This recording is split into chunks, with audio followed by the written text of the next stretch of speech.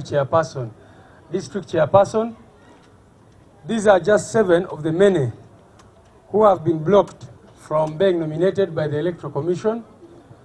As we did communicate on the weekend, several NUP candidates last week were deliberately denied nomination by Electoral Commission officials. Where NRM candidates lacked any prerequisites, they would simply tell them to go and sort them out.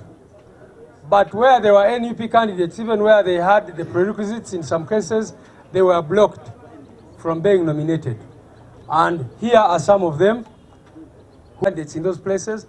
But in many of those places, it is because the candidates were blocked illegally, irrationally. Amaina gange ninze Kagumba Bumal, and I come from Luka district.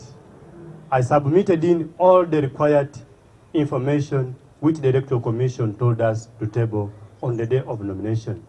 I started the process on Thursday, 4th, and I submitted in over 500 names out of the 400 names which they wanted.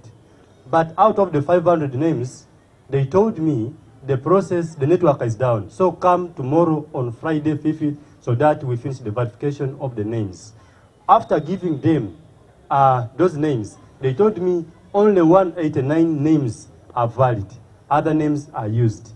What I did, I gave them more over 1,000 more names for them to choose. At least in each of the sub-counties, we had over 100 names. Those people still said, you have now, at least you've tried, you have 215 names. What I did, I added them more 700 names. At around 2, they said, now all your names are there.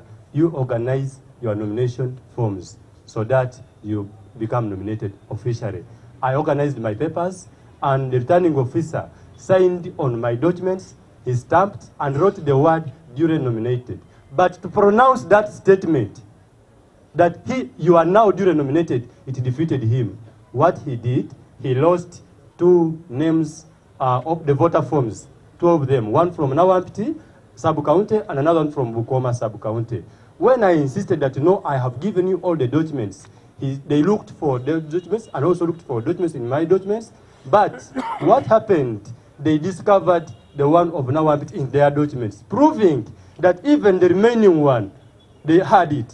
Now, this guy said, I cannot give you these forms because I'm not seeing physical evidence. Now the question would be, they are the ones who filled in the information from the hard copy that I had given them. Now ask myself, which physical witness were they looking for? And where were they getting the information to feed in the computer? Because in the system, it was showing I'm meeting the 2/3 of the electoral areas. But now, the returning officer was